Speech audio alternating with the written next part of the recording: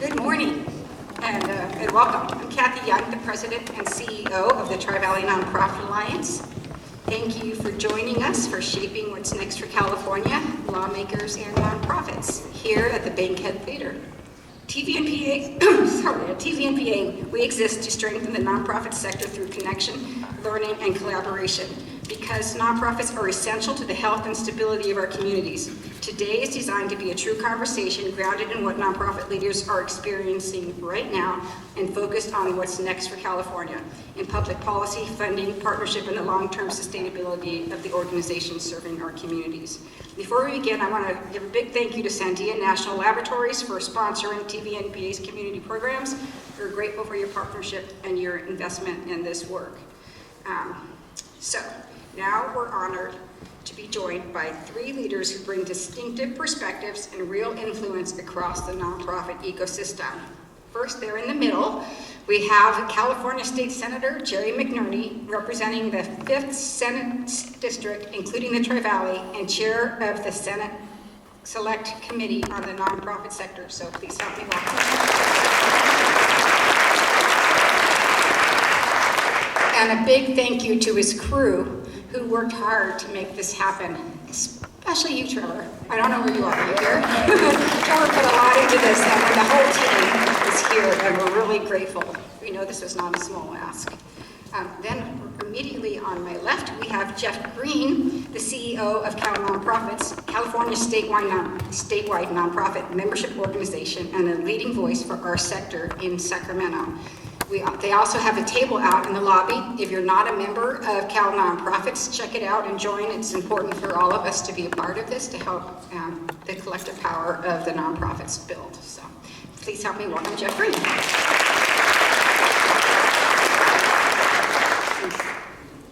On my far left, or I guess your far right, we have Chet Hewitt. He's the president of the Sierra Health Foundation and chair of the CalNonprofits Board of Directors, a champion for equity, community investment, and system-level solutions.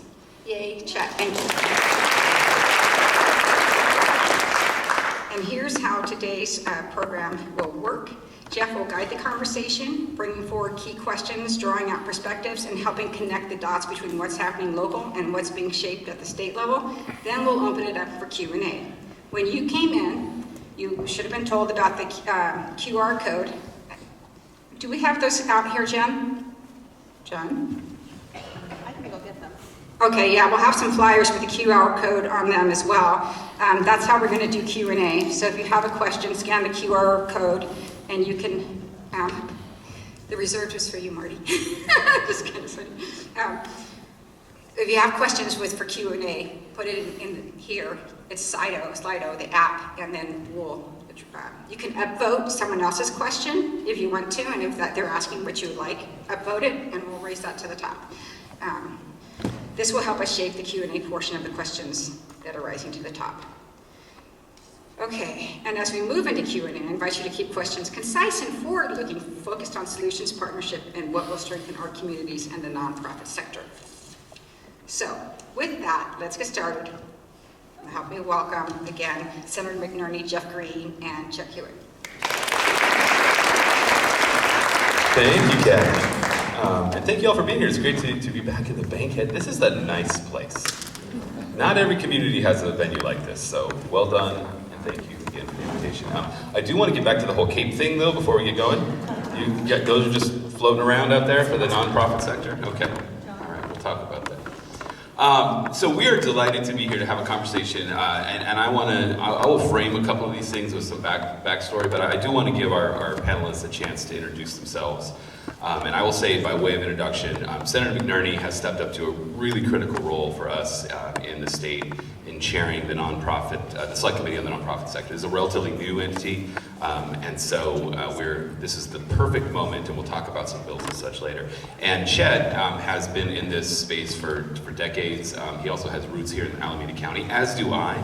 I'm a child of Alameda County. And so we'll talk about the intersection of all these things. But before we go further, I want to start with you, Senator, just to give people a chance to hear from you the link between your work in the Senate as well as your work before that and the nonprofit world. Like, how do you see, how did you come to want to say yes to this leadership post that has so much to do with supporting our sector? Well, good morning, thank you. I just want to say hello to everyone. It's great to be here in the Bankhead. I was just here last weekend, and it's a great venue. I want to give a shout out to the Mayor of Livermore, John Marchand. Thank you for coming. Any other elected officials that I should recognize? John, hey, you're all alone, John. It's you and me.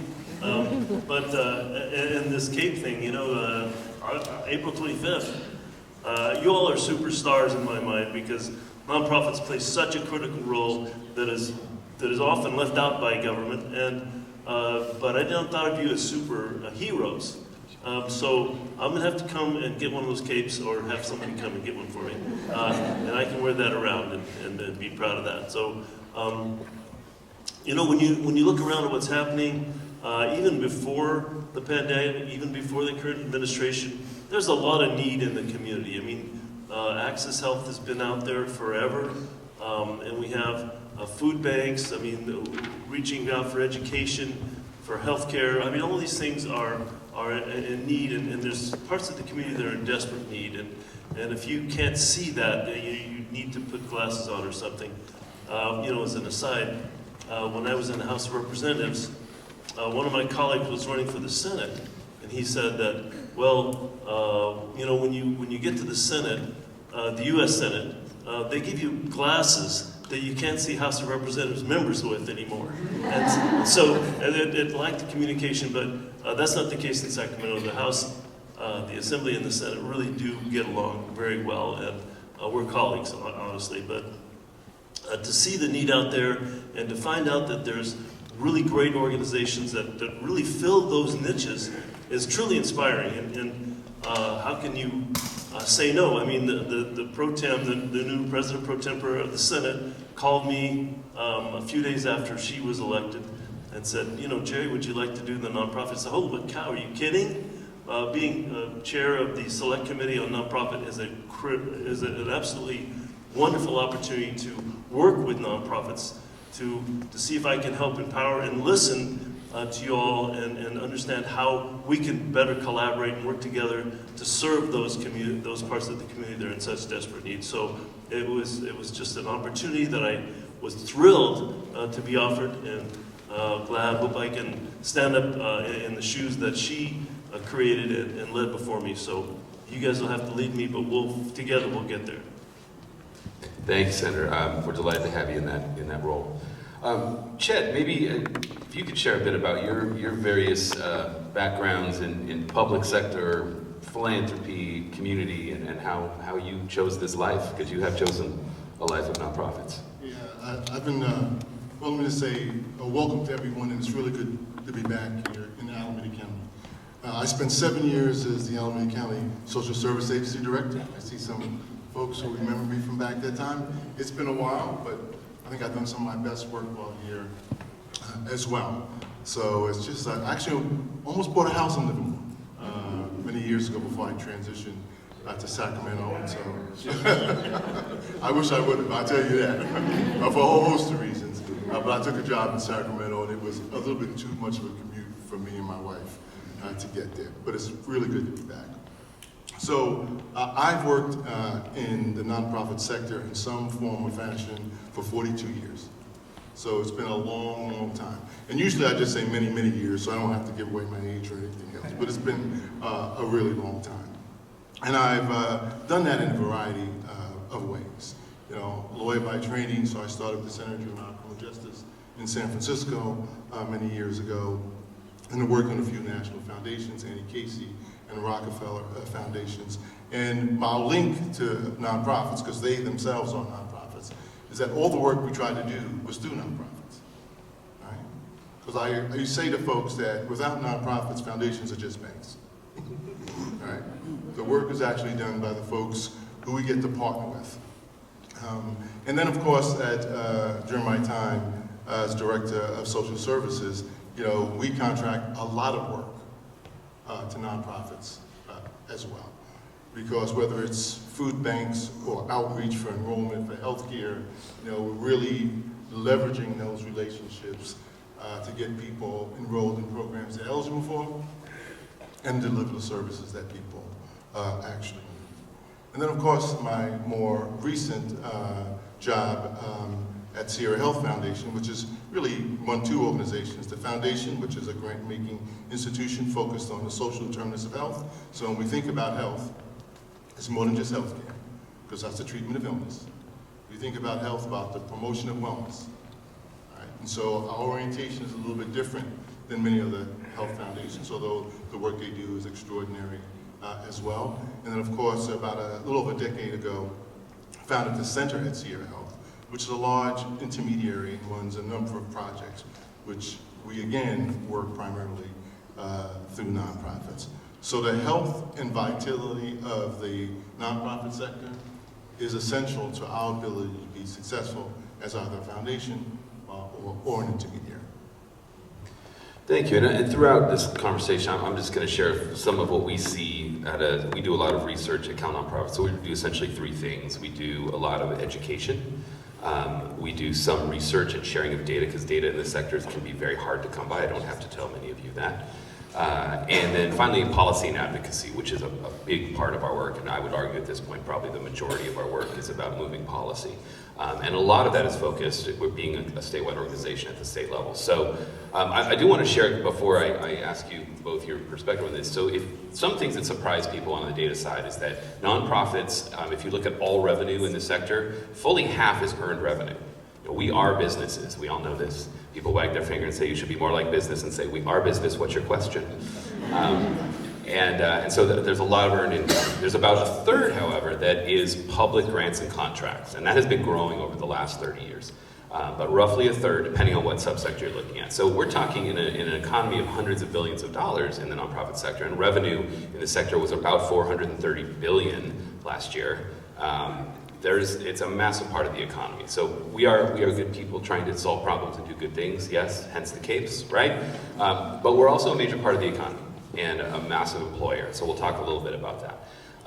But what I want to ask both of you is, in that context, given the various roles we play, the breadth of the sector, how do you, as you look at California right now, we can talk about this in terms of federal cuts and sort of threats coming from the federal government, we can talk about it in just what you see on the ground, but what are the key roles that you each see that uniquely the nonprofit sector plays today in California? Maybe, Senator, if there's something that you'd like to highlight. Well, yeah, sure. I mean, healthcare, of course, is one where healthcare costs are certainly higher than they are in many other countries. We also have the cost of living, so that compounds the difficulty. And another, when the SNAP program was, for example, threatened, the community came together. This community, right in front of me, you guys came together, stocked the shelves, and you raised, something like 18,000 pounds of food and $85,000, and we're able to really fill that gap. And that's what's so impressive, when a community like this comes together when there's a need, and sometimes when there's not a need, and fills in that gap. So I think that's exactly the kind of thing that we need to understand. Where are we going to apply that force? When a need arises, how do we make sure that we have the organization and the motive, and get people out from behind their TVs and their social media platforms, and get out there and do the hard work. And that's exactly what inspires me to be involved here, and to make sure that we do have that organization, and add whatever half my office can add to that. Chet, I mean, obviously healthcare is a major focus for you too, but where else do you see the sector being critical at this point in California? Well, the nonprofit sector is an essential part of our civic infrastructure. And I know, sometimes we talk about, how much is earned revenue, as if for social enterprises, but everything you do, you earn. It may come in the form of a contract, but it's for you to do something. And you are earning that revenue by virtue of carrying out whatever program or level of engagement that you're participating in. And I believe this over my entire career, have always thought of ourselves as social enterprises. Businesses that are not built for profit, but are really built for the betterment of health and well-being in communities writ large. So, you know, I actually start in that particular place, and I place the sector, you know, right behind first responders who respond to kind of acute needs, a fire, a health emergency of some sort. But right behind that, particularly when there are large-scale social challenges, like the pause for SNAP benefits, or like COVID, testing sites, all right? Places to go to get your vaccine once we had a therapeutic. But you remember in the beginning parts, there was no therapeutic. We had behavioral interventions. Who taught communities about how those interventions should be? And given the economic impacts of COVID or the Great Recession, food banks, schools, classes, teaching for children when folks couldn't gather. So for me, the role, which is, you know, I think underscored by level of being nimble and responsive to what people need, you know, places us, I think, in that, you know, secondary position right beyond first responder. If there's a fire, surely you got to put it out. But after the fire, who picks up the pieces for that family or for that community? And it's often a nonprofit that shows up. Indeed. You know, so in the moment we've mentioned the cuts, and you mentioned, Senator, the SNAP, the response and that pause. You know, HR 1, of course, really cut two primary areas, health and food access. And we're going to see those cuts coming. Many of them were calendared out in the future, so we have not begun to feel what those impacts really will be just yet. Obviously, the nonprofit sector is part of it. Last year, and this is for you, Senator McNerney, last year when we were in, you know, meeting with committees, meeting with your colleagues, meeting with staffers and legislative folks, the message we kept hearing over and over and over through 2025 was there is no California general fund solution to the federal cuts. It's too big. We're not going to just fill the hole. I would argue, and check us on this in a moment if you'd like. You know, philanthropy can't do it either. I mean, you take every endowment of the largest 15 foundations in the country and liquidate them tomorrow, you still don't fill that gap. So just the scale is immense. And given that we're now a year into that dynamic and that environment, you know, what do you see as, what can the state realistically do, or what creative solutions are you seeing at the state level to help, you know, fix, moderate, modulate what those cuts mean on the ground? Well, one of the most common phrases in Sacramento is that it's a bad budget year. We hear that over and over, despite the fact that there's a little surplus this year, maybe. But the word is there's a structural deficit. It's going to be $20 billion next year. It's going to grow after that, and that's challenging just to hear those words over and over.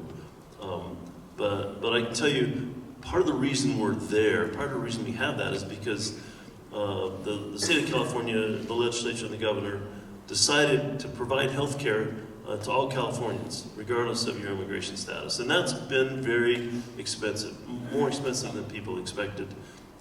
I wasn't a part of that decision. I would have approved it if I had been. But that's a challenge. How do we continue to provide health care? But that's not the only challenge. I mean, we have health care, we have homelessness, I think, is the most intractable challenge. And then there's food security. Those are, I think, the biggest three that I would concern with.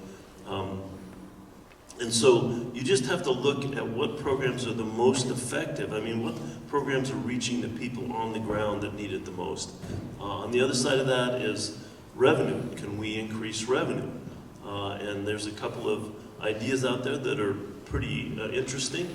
I'm the chair of the Revenue and Taxation Committee, and so that's a field I didn't have much experience with before I got to Sacramento, but it's an opportunity.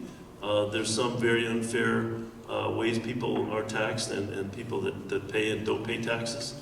One of the things we're looking at is the Water's Edge proposal, which basically holds corporations' revenues accountable worldwide, and what fraction of that is done in California, and taxes them on that. And then the other one is the alternative to that is Water's Edge, which only accounts for corporations' revenues within the United States. Now, theoretically, they should give the same revenue base, but they don't, because the worldwide corporations are able to hide they're able to shift and hide their revenues in different places, Cayman Islands, Ireland, and so on, and so they don't get accounted for those in their taxes. Another thing that's very popular in our caucus, in the Democratic Senate caucus, is the fairness proposal, which basically would tax corporations that have too many of their employees on Medi-Cal, meaning that they're not providing health care to their employees. So if a corporation, and I don't want to name any, but if you really force me, I will, that have a large number of employees, don't provide health care, maybe keep their employees under the 30 hours, or whatever tools they use to keep from paying health care to their employees, then those, there's a general consensus that those entities ought to be taxed. There's other proposals out there being floated around. Taxing data centers for energy use is one. Another thing I like personally would be to tax data. Corporations that hold personally identifiable data over maybe more than 100,000 or a couple 100,000 individuals. They're making enormous profits off that, and a lot of that profit is being used in a way, or is being earned in a way that is kind of harmful to society, and they're not paying anything at all for that right to do that. So, but we have challenges. Tax measures require a 2/3 vote in the legislature. That's hard. And then the governor has made it clear that he will veto any tax proposal that comes in front of him. So we have challenges in terms of raising revenue, but we're going to push forward.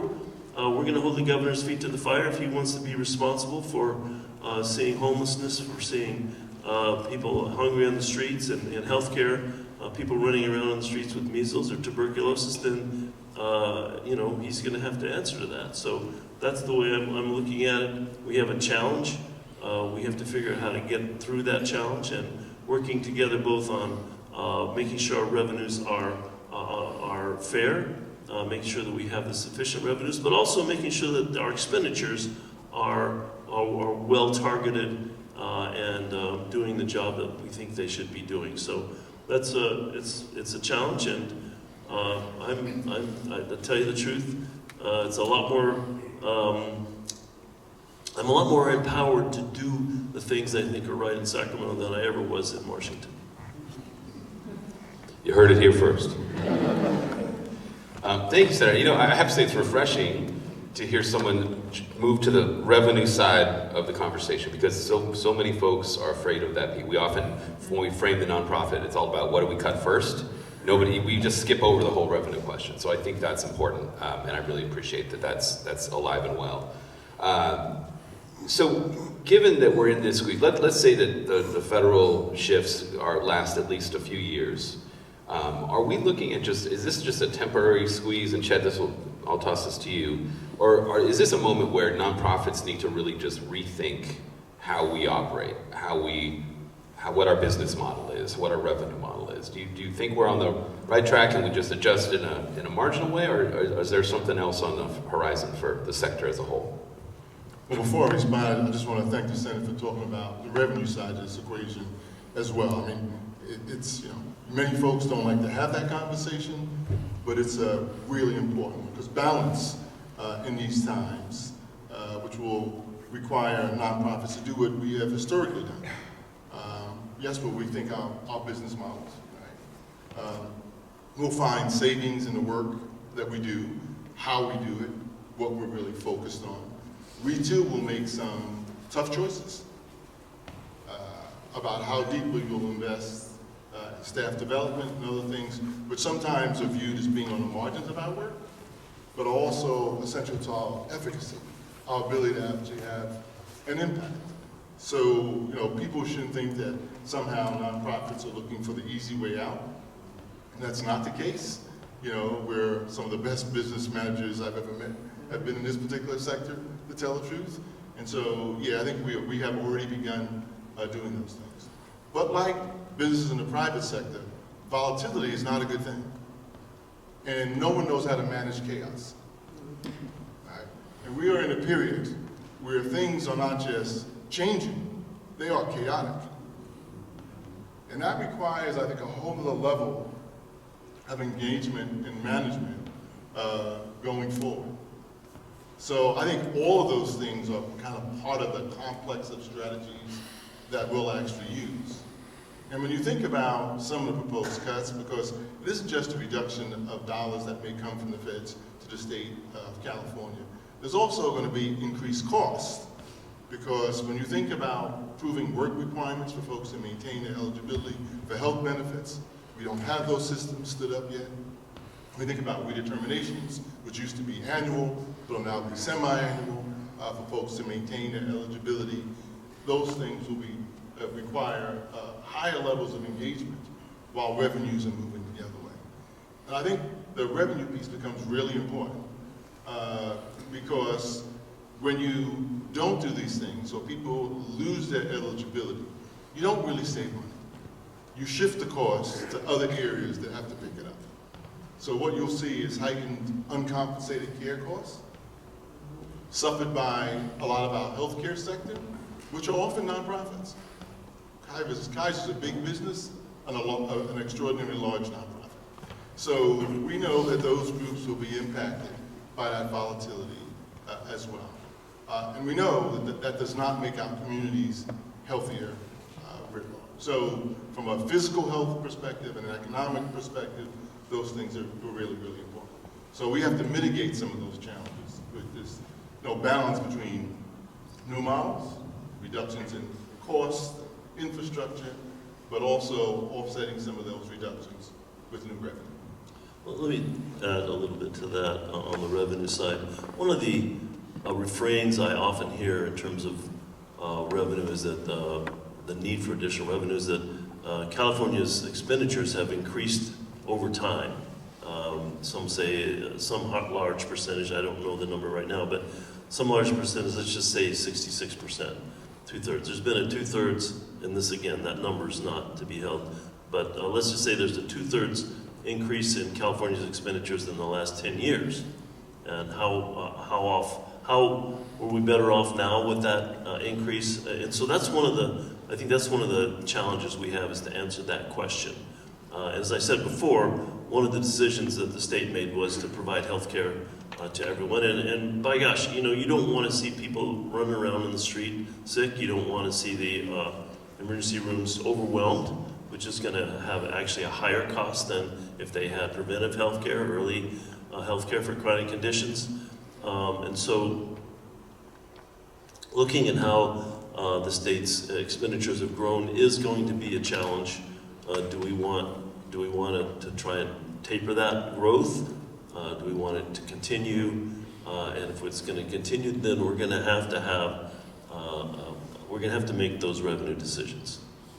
I think your colleagues knew what they were doing. They put a mathematician in charge of the taxation policy. That was a good call. That was a good call. So if that's the structure that we're looking at, I mean, let's shift a little bit to what government and the nonprofit partnership maybe. We talk, a third of the revenue in the sector comes from, at some level, it can be local, state, federal. And there are long challenges, and I know I'm talking to a room of folks that know this, about if you've got a contract with a state agency, reimbursement, how long does it take, how tough is it? We still make payments by good old-fashioned checks. Someday, California, the heart of technology on this planet will get to ACH payment. But,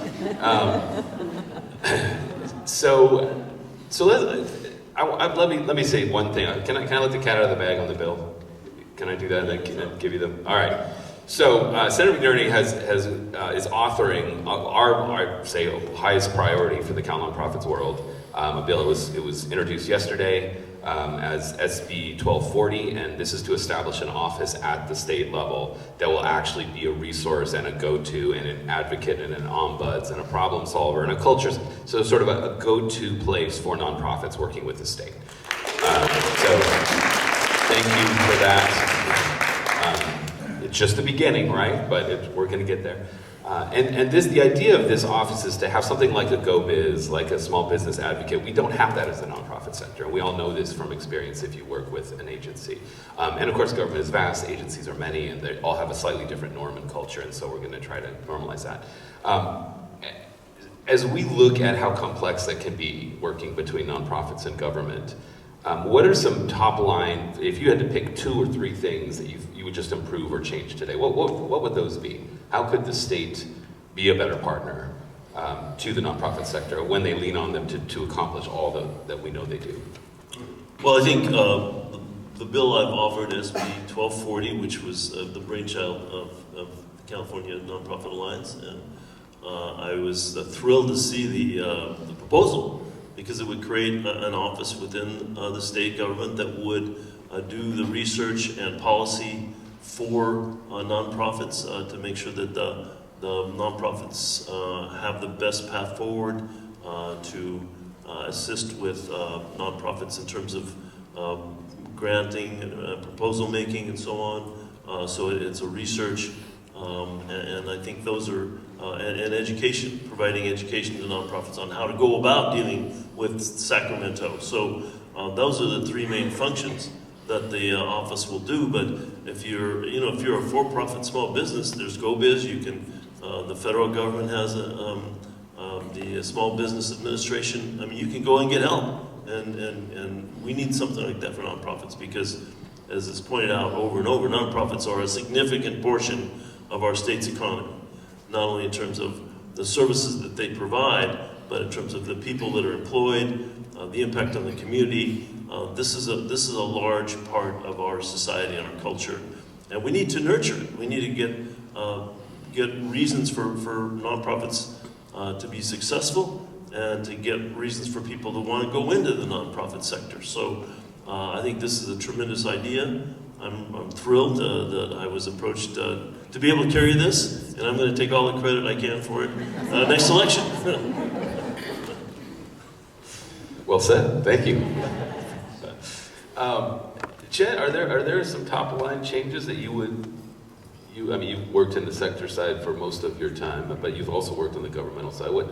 If you could just wave a wand and say, here's 3 things we're going to do differently from here forward?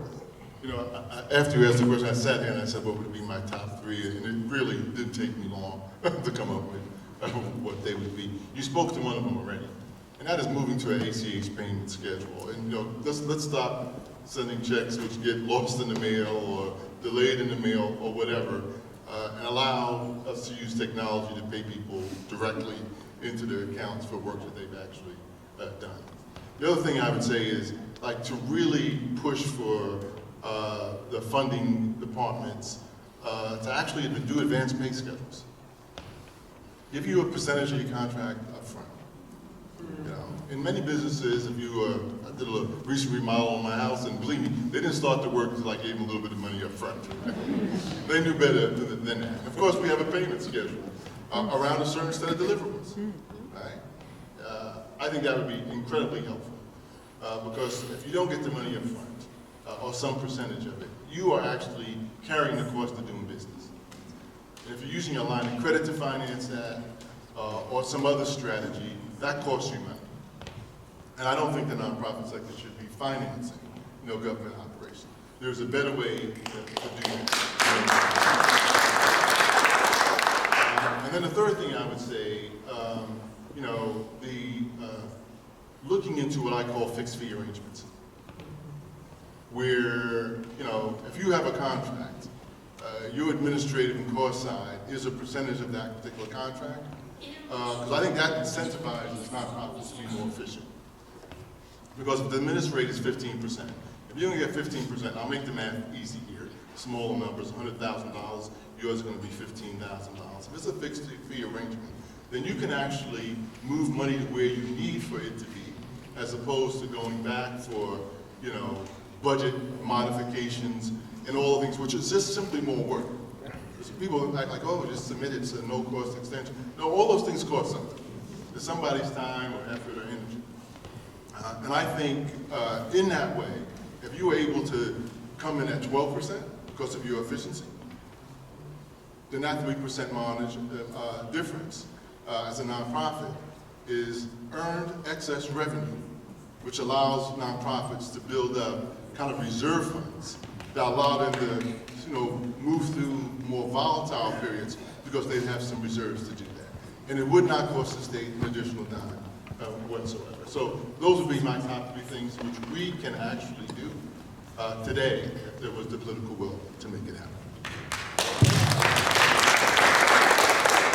So, piggybacking on Chet's comments, it'd be nice if you all knew, had some predictability in what was going to be provided by the government, some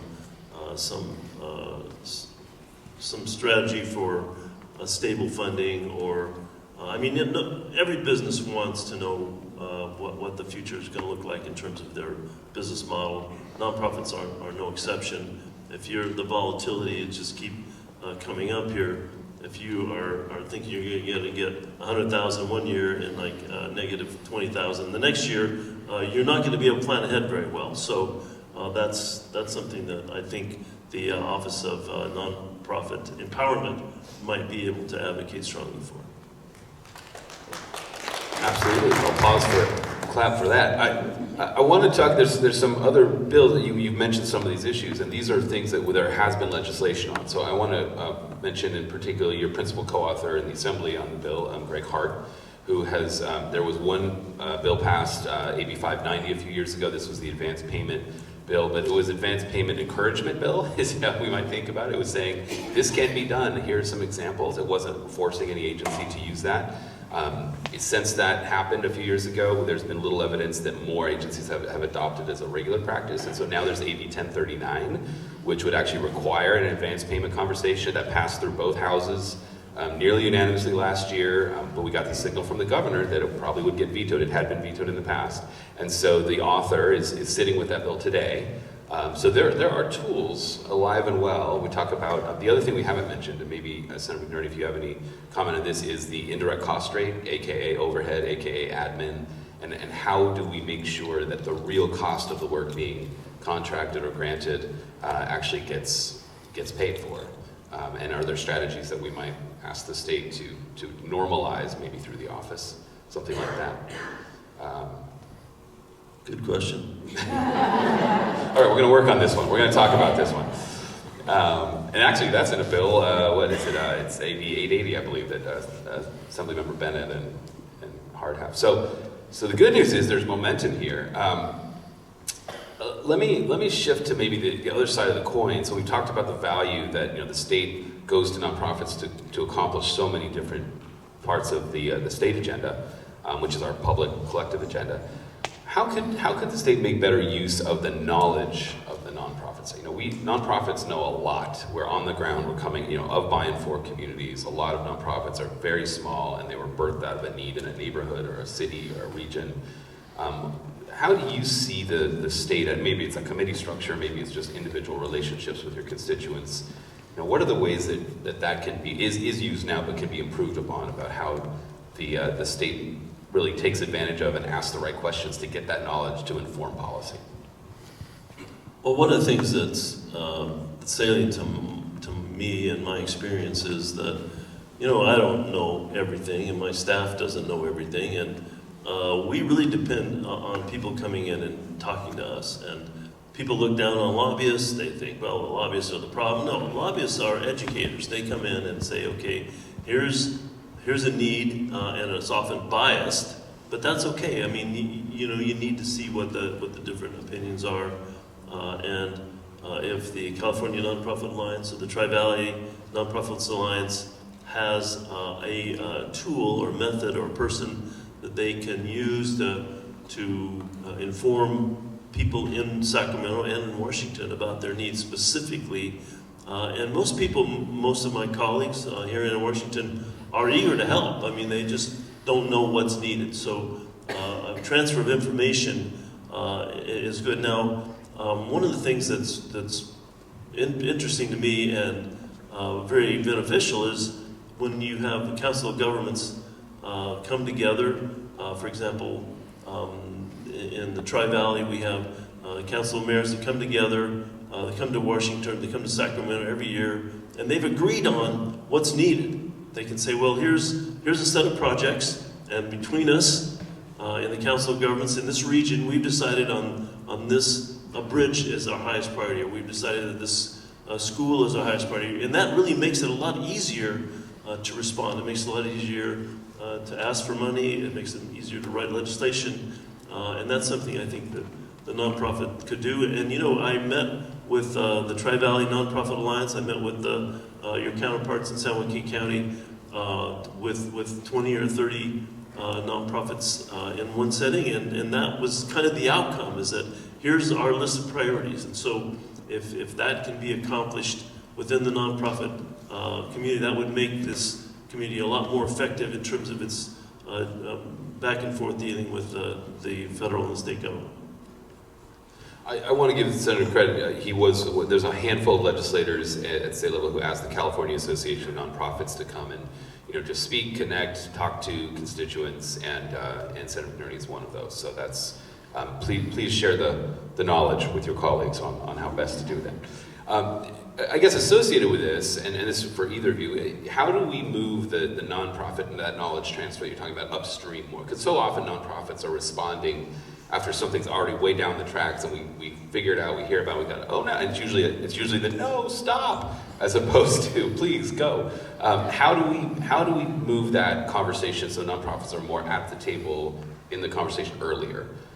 You mentioned, you know, gathering local elected leaders to kind of assess priorities early. Are there other tools that might be useful to help nonprofits get into the conversation?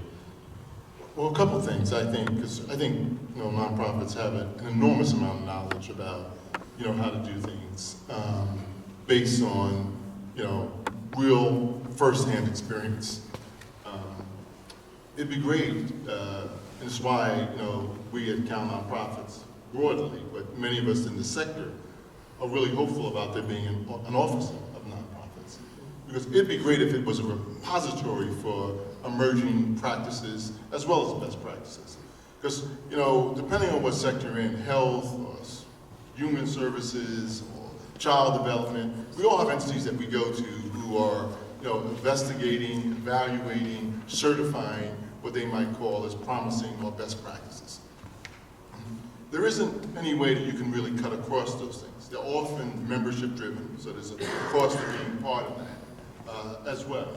So if this office does come into fruition, you know, one of the things it could do is play a role of gathering up that information, and even work to help certify some practices that are emerging practices that could become part of whatever best practices schemes that we actually have as well.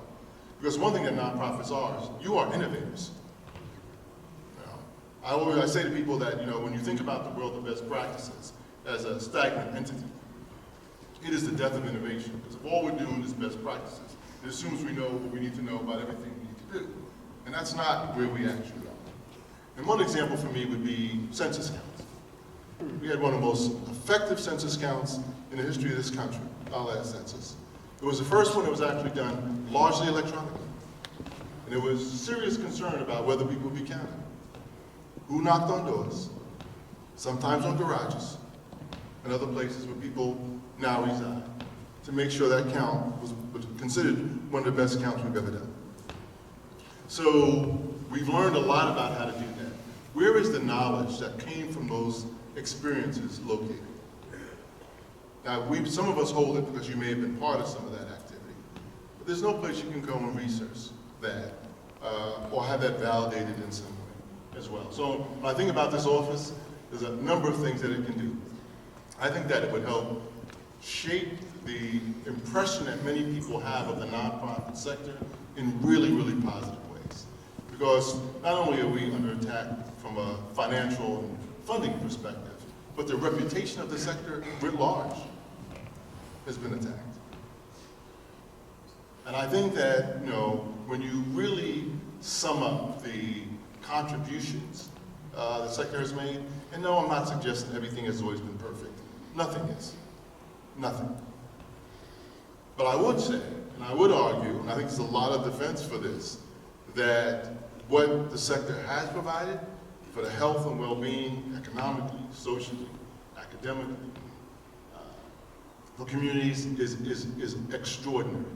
And one, you only look at countries where you don't have a really developed nonprofit sector, they are often jealous of what we have here in this country as well.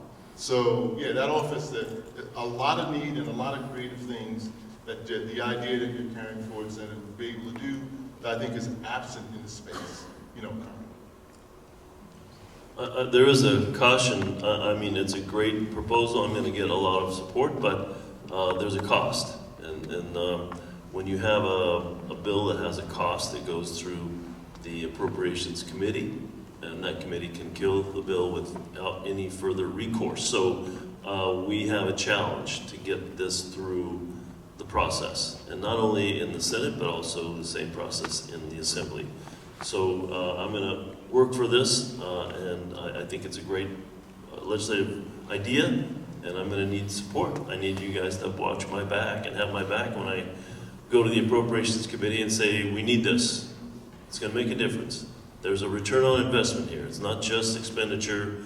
If we spend X dollars to create an office of nonprofit empowerment, and we spend $5 million, we're gonna get at least $20 million per year back. I mean, we need to make a real hardcore financial argument to get this through the process. I just say one thing, because totally agree with you, Senator, and I think the only thing I'd want to build upon, not even add to, build upon what you said is, what is the cost of lost knowledge? What is the cost of all of us having to relearn things that many of us learned all over again? And that cost avoidance is really, really powerful. I know these things are hard to kind of quantify because it's not easy math, but oftentimes, and I've seen this since we're a statewide funder, where people are struggling to do things that in some other part of the state, people have actually figured out a way to do it better already.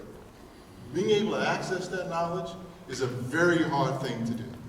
And I think there are ways to make it simpler, and I do think that there are savings associated with that process as well. So when you get to that point, if you ever need someone to come and testify, I volunteer to show up and help. You're good at it. I've seen you, so that's good. This is excellent. This is the old if you're not at the table, you're on the menu problem. If you haven't heard that, it's my favorite line to drop. Just feel free to go out there and say that. But nonprofits often aren't. We aren't at the table, and sometimes we have to not only find a way to get invited, but we have to build the table. We have to invite others to the table. So all the work is extend that metaphor as far as you want. But all that work, and you heard it here, I mean, we need to circle around and make sure that's true, that's recognized. And I think that on that cost, that return on investment question, I do believe there are ways, and again, good to have the mathematician in the seat, there are ways to quantify how much lost time, not only the lost knowledge that Chet referred to, but just think of I have to resubmit that? What? That didn't, think of just the hourly costs on both sides of the ledger, the state staffing as well as our own organization. So I'm feeling positive about how we might get there. We're going to close in a few minutes and go to questions, but Senator, I want to give you a chance. There's another example of legislation that you authored, and I'm curious sort of the genesis of it. This was SB 881 about how to make it easier, remove a barrier at least, and create a system whereby farmers could donate food to help address hunger, to help tell us a little bit about where that came from and how you structured that effort. Well, I mean, for one thing, I like to eat. That's good. I want to make sure people get to enjoy that, in society. And I mean, any society has a responsibility to take care of its people and make sure that people are fed. I mean, most societies in the world, for example, my wife grew up part of her childhood in Turkey, and there was no hunger in that country. People took care of food. And my district includes a big agricultural sector in San Joaquin County. They grow all kinds of things, dairy and almonds and walnuts, and it's a very lush area agriculturally, and yet agriculture is, if you know anything about it, it's a very volatile business. Some years you do really great, and then you'll have several years where you won't, and you have bank loans, and so when there's a good supply of produce being generated in our state, probably the most productive agricultural region in the entire world, and these farmers are going, they approach you in desperate need for some relief, to give them an opportunity to use their produce to help people, to help feed people, to help feed food banks, and make sure the school programs have good nutrition, and the school programs have the ability to select what to feed their children and not have rigid guidelines. I mean, these are things I think that are really salient to me. And so coming up with 881 that gives farmers a good tax incentive to donate produce, I think just makes perfectly good sense for our state and for our farmers and for our people and our children. Thank you. Yeah, that's those structural barriers often are unrecognized until someone brings it up. So I appreciate that you brought that one forward. I believe we have some audience questions coming in on the app. Is that right? So I want to give you both an opportunity to say something hopeful. This is an opportunity now, and then we're going to go to audience questions. But what's the, if you look around right now, whether it's in the legislature, the debates and conversations that are happening, or it's out in the community, what's something around the nonprofit sector that makes you feel like we can, we can move forward? There's a moment for a big leap forward, something positive we can do, or that you're seeing happening right now. Maybe Chet, you can. Well, I'm a pragmatic optimist by nature, so I'm always more hopeful than fearful. And for me, it's because I said I won't repeat the number of years. I've done that once already, but the sector, regardless of what the threats have been, we've always survived. We've always found a way. And sometimes it's been really difficult. And it's, there are times it's been incredibly challenging. But I believe that that'll be true with respect to the conditions that we're facing today as well. So I'm hopeful about that. I just hope that the timeline is as short as possible and the harm is as small as possible or lessened as possible. But I do think that, our sector is needed.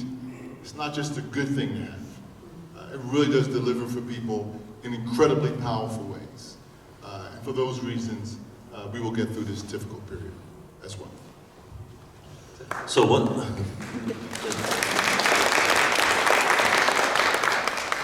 Okay, I come here to the Bankhead Theater.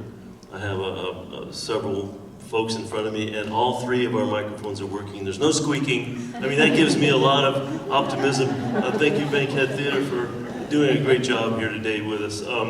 No, there's a lot to be hopeful for. I mean, there's a real determination in the state House, the state Senate in particular, where I'm more familiar, to do best for our community, to make sure we keep people on health care, and there's just a lot of enthusiasm to move forward with the legislation like 881 that gives farmers tax credits, and just coming here today and seeing you all sitting in front of me, how can we work together? This is also something that gives me a lot of optimism. And the same thing in San Joaquin County. You might think that there's a lack of will out there. No, there's not. There's more will because there's more need.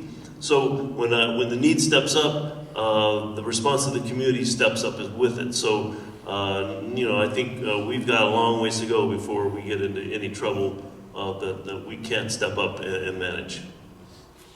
Thank you. Let's offer our hand to Senator Geoff. Geoff, do you want to? Do I have an answer to that question? Oh, golly.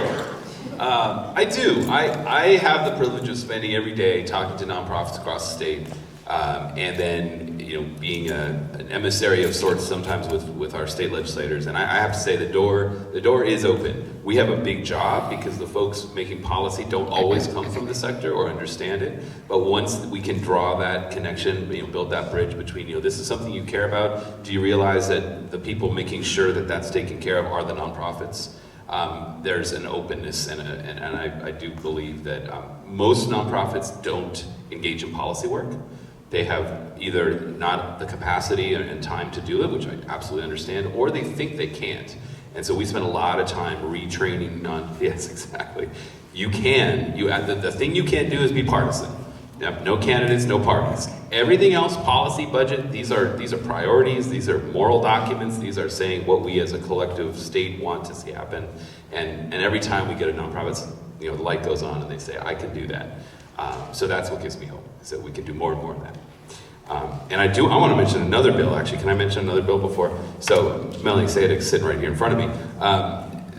John Laird, Senator Laird, Santa Cruz has just agreed to carry a bill, RIFT. I don't know if you know that acronym.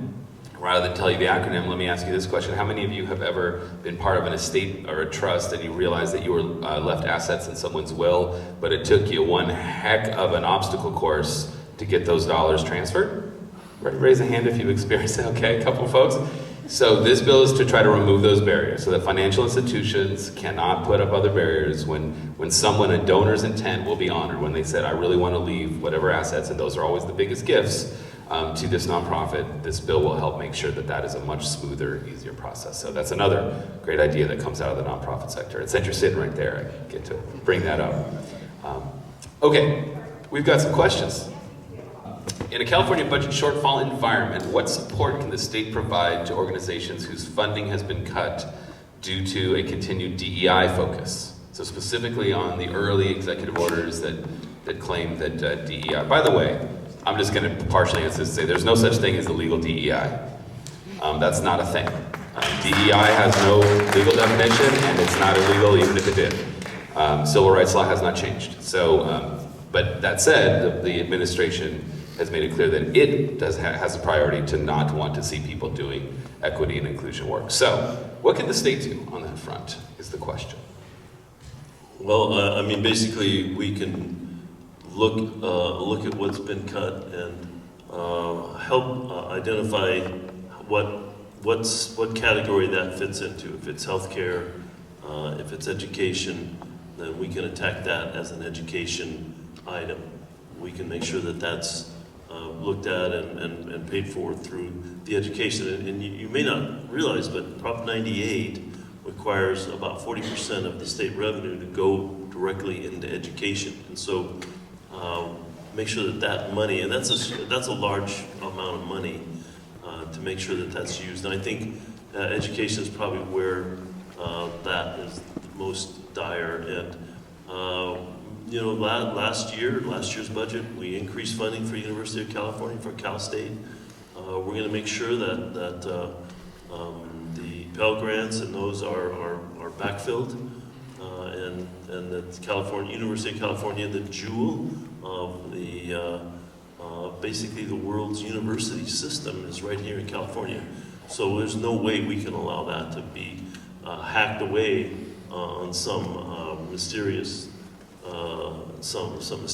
claim about DEI or whatever they think they're talking about over in Washington. Sorry, I'm biased. That's why you got elected, I think. Yes, thank you. Let me ask another one that's been upvoted to the top rank here. What steps are being taken to ensure that Medi-Cal remains fully funded beyond 2027? I know this is a big one, but with the cuts that are starting and coming, more coming, what is the state doing to look at that and figure out how to keep Medi-Cal funded? Well, Medi-Cal is I tell you, the priorities are education and healthcare, Medi-Cal. As I mentioned, the decision was made to make sure that all Californians have access to healthcare. And what that means is that in the last few years, a lot of people signed up for healthcare, for health insurance, and even though we're not able to continually expand that program, we can make sure that people that are already on the program don't get axed off the program. Unfortunately, it's going to be a lot harder for us to accept new applicants. That's somewhere where we're stuck right now, and it's not that we don't want to. It's just the money's not there. So that's basically the bottom line. Chet, do you want to add anything? I know this is a world in which you're also very much engaged. Any thoughts on? Yeah, we're working with the state and a number of foundations on the future of Medicaid, standing up a commission that's going to take a look at some of this. Of course, we now have co-payments for some of those new entrants as well as premium, so to help offset some of that particular cost. my personal view of this is that, it gets paid for one way or the other. When you go to the hospital and you wonder why, some procedure or Band-Aid costs you $40, it's because, we're actually all underwriting the costs of the system as well. But yes, and still the state has got to, figure that out. I think revenue strategies, this is part of it. When you think about revenue, then you have to think about what does it get targeted toward. And then secondly, I think while it's unfortunate that we have co-pays and premium payments on some part, but it is a good way to think about keeping the system as whole as we possibly can. Because good health for any one person is actually good for health for us all, because no one wants to see communicable diseases, some of which we thought we eradicated, showing up again because people don't have access to health care or being informed, misinformed, or disinformed, right, intentionally, about the importance of taking certain steps in health as well. And for me, that level of disinformation makes the delivery of health care all the more important to protect people from things that you would not be exposed to, you or your children, if we were in a different environment. So this was about legislation. What pending legislation do you see most affecting private donors and corporate contributions to nonprofits? I know, for example, HR 1 included some adjustments there was a new floor, the 1% floor for corporate donors. There's a couple of other adjustments. Are there other things you're seeing that affect the ways in which either the donor gets credit or not, or there's incentive? You mentioned, obviously, incentivizing donations through, like, SB 881. Anything else out there on the horizon that we're seeing? Well, again, I want to stress any measure that has about taxes in any way, shape, or form is a 2/3 vote in the legislature and requires, of course, the governor's signature. Now, I'm going to get a little off topic here. We haven't overridden the... You've got the microphone, so you can go. I do. We haven't, the state legislature hasn't overridden a governor's veto since the 1970s.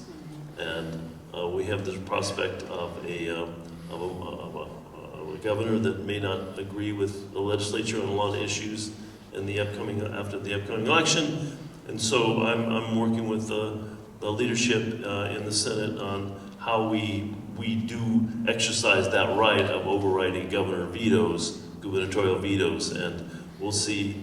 Honestly, I wouldn't mind practicing that on the current governor, but get our muscles ready for veto override with potential next governor if that's needed.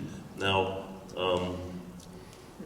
looking at how the people can be encouraged to be donors in one way or another, whether it's food or whether it's access to housing or whatever, or actual cash donations or material donations.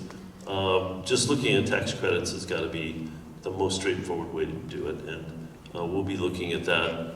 I don't think there's much on the table this year, but I think next year would be a good opportunity to start thinking about those things. Great, thank you. How do we address income level disparities, and this is basically between the nonprofit and for-profit sector, given that folks in the sector are more likely to be at a lower pay on average than those folks in the for-profit sector? This is something we definitely are concerned about. We do work on, we try to get the good data on, we try to model, but is there anything at a legislative level that would potentially have an impact there? Well, I mean, I would just make a guess that everyone in this room is not doing what they do because of the money. You're not here to get rich, and that's a fact of life. Nonprofits can be rewarding, and it can be materially rewarding. You can make a decent living, but you're not going to having a third home over in this, in the Riviera. I mean, so how do we change that? I don't know, but I'm open to ideas. I can offer a couple of things that we do at the association. So there are, one of the best tools we have are wage and benefit surveys. A lot of folks don't realize where they have, relative to their peers, where they are. And a lot of organizations that are setting pay, if you haven't had to go apply for a new job in 10 years, you have no idea what that landscape looks like unless you're really looking closely at what's changed. So the wage and compensations survey are out right now. There's a Northern California one and a Southern California one.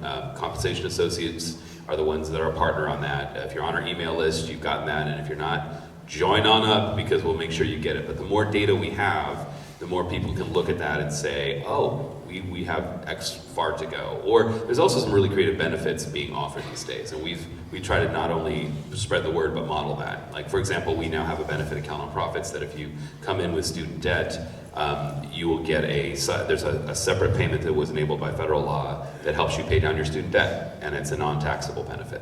So it's relatively inexpensive, it can help folks, and as well as just the straight up compensation piece. So there's some tools out there. All right, would you support, this is a big one for us. Would you support requiring full rolling distribution requirements for money deposited into donor advised funds to ensure money actually reaches nonprofits? This is something, we've run a few bills here, we haven't gotten far, but this is a big one for us. Any comments? Yeah, absolutely. For those who are not as familiar, donor advised funds they're on the rise right now. They're an intermediary tool, and there's currently zero regulation of nonprofits ever receiving dollars that go into DAFs. Now, most donors will find a way to do that, and most sponsors of DAFs will find a way to do that, but nothing requires it. So you have a real big warehousing of philanthropic capital. The donors gotten full credit as those they gave to the food bank, and yet not a single dollar has reached the community, and that's the challenge. It's an imbalance of incentives if you want to look at it as a legislative structural piece. So lots to do there. Maybe we'll talk about that one next. I don't know. All right. How do we balance, you referenced this earlier, Senator, how do we balance taxing businesses and billionaires with keeping them in our state? We always know that when there's a threat of a new tax or a proposal, that the counter threat is, well, the folks with those resources are simply going to leave the state. What kind of perspective can you bring to that ever-present question? Honestly, I'm not wild about the billionaires' wealth tax. Because I don't think it'll get the result that we want, which is more revenue for the state, a more fair distribution of income. I don't think, it's funny, back in the 50s, there was the progressive tax was significant. I mean, if you, I think it went up to 90% of people's income. Top marginal rate. Top marginal rate. So, and then that was reduced, and now the wealthiest people pay very little. Wasn't it Buffett that said his secretary has a higher rate of tax than he did, and that's totally unacceptable in my mind. So, how do we overcome that? And that's why I'm looking at the tech industry in this business, and they bring a lot of economy into the state of California. They keep. You hear this over and over and over. We're the fourth largest economy in the world. Tech is largely responsible for that. But they don't contribute that much to the state economy in terms of tax revenues. And that's, if they're not paying any revenue, any taxation on data, and data is their gold. I mean, that's where they're getting their revenues from data. It's causing some harms on society. And they're not paying anything for that. And that's what gets me. And that's why I'm hoping that we have a governor next time that I can work with on that one. Well, while we're on the tax front, and given your role, let me ask a few other tax questions that have come in. I know, we're going to have fun now. This is the fun part of the conversation. So I didn't ask to be chair of revenue and tax. How did that happen? So here's another perspective, another example. So California has some of the highest taxes in the country on top of a high cost of living. What would you do to lower everyday taxes, gas especially? So obviously when we talk about taxes, it's not a single thing. So there's the income tax, there's various corporate taxes, there are of course individual taxes on different products. It's much more complex than just high versus low, I think, for some. So this is an example of someone saying, we've got a high cost of living, and there are certain areas where we have high taxes. How do you balance it? I'm not a tax guy, so I get this. Yeah. You dropped the mic, I noticed, Chet. You just... We're not going to solve it here today, but yeah, if there's any perspective you want to I add. have personal opinions on some of these things, but that's not what we will look for. Okay. Well, I think it's pretty widely known. Our state's revenue is very volatile. I think 2 or 3 years ago we had a $90 billion surplus. This year, last year we had a deficit. There's various interpretations of that. And then this year maybe a small surplus. Next year, a $20 billion deficit. So, and the reason that is because the state depends so much on personal income tax and capital gains tax from the wealthier sector of our society, and that changes. I mean, if the stock market was to tank now, our deficit would be monstrous. So we need to figure out how to smooth that out. And that's basically why I'm talking about data tax, but that'll go nowhere this year, and maybe we'll talk about it again next year. But other than that,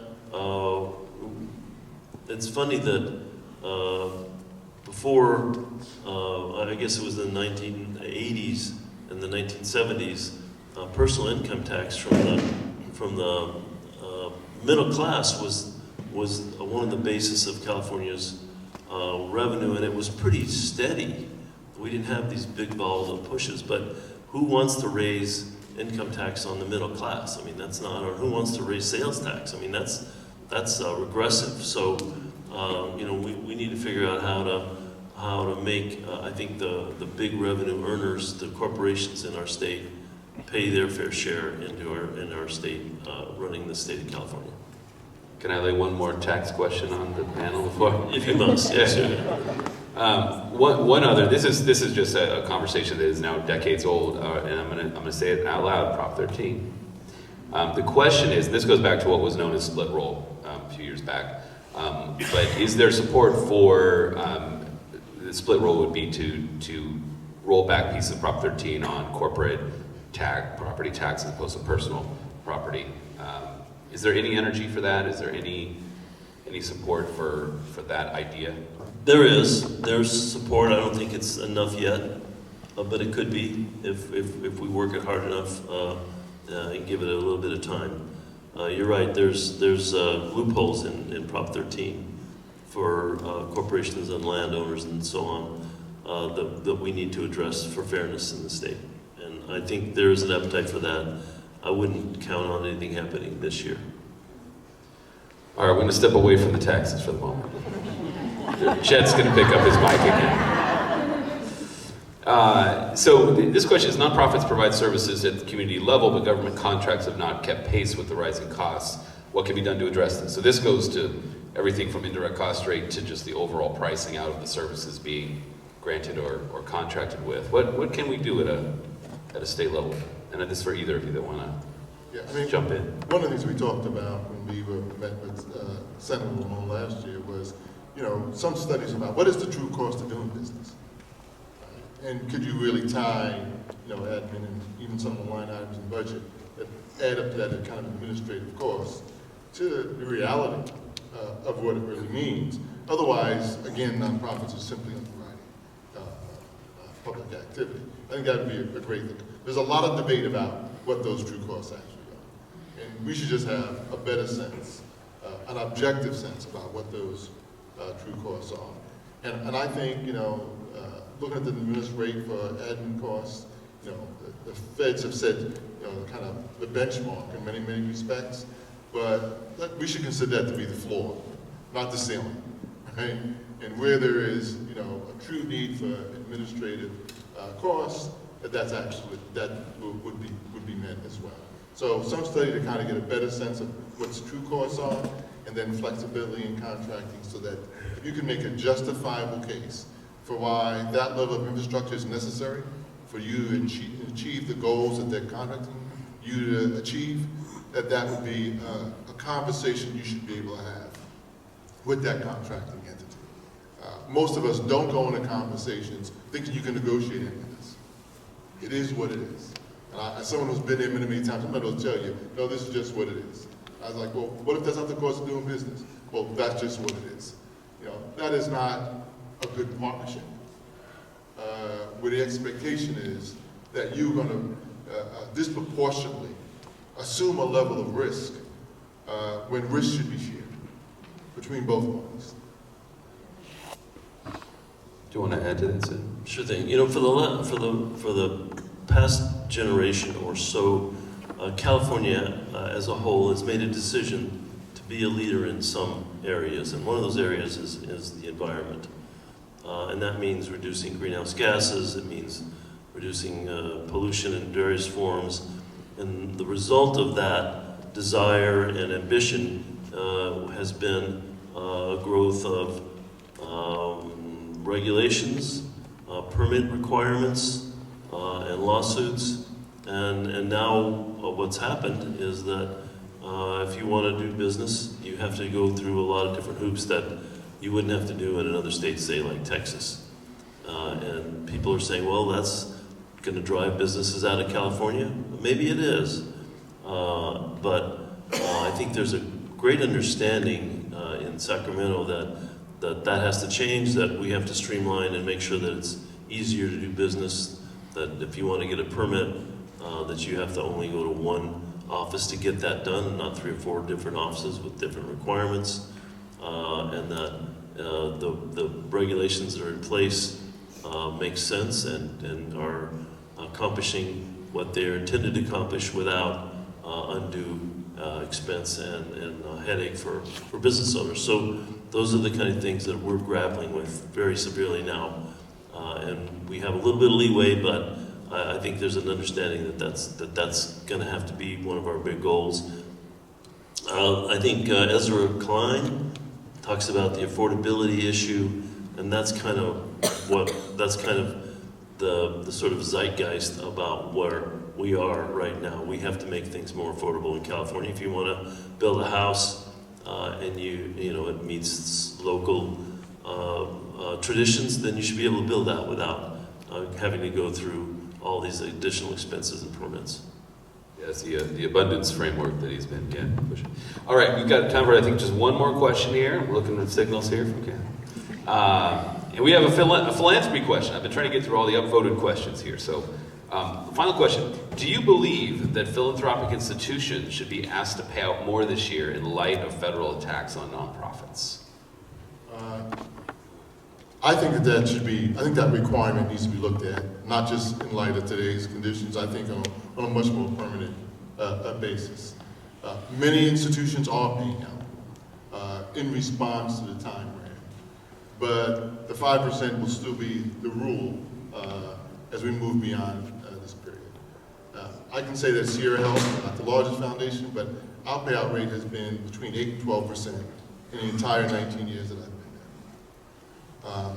And even during the Great Recession, and I'm not just saying this for us, but I only speak for our institution, we were more committed to meeting the needs of our communities than the regulatory framework, which said we could only have to pay out 5%. And that was a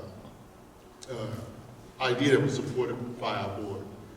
But in that regulatory environment, when we're trying to smooth pathways to get things done more simply, there's also environments where you think about, what is the propriety of capping it at 5% going forward. Some would say that that's what keeps institutions in perpetuity.